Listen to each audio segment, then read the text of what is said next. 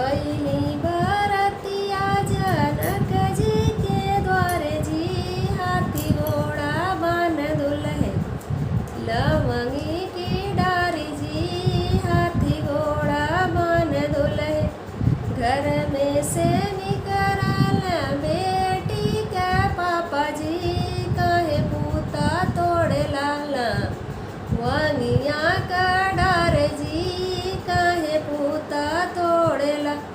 घर में से निकलली बेटी कुंवारी जी, काहे पापा बोलेला बिरही ऐसन बोली जी, काहे पापा बोलेला।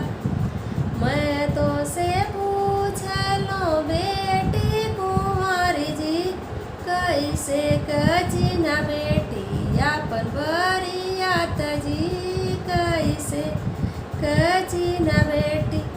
हाथ का मंडल गले तुलसी का माला जी, ऐसे चिन्हिला पापा अपन बरिया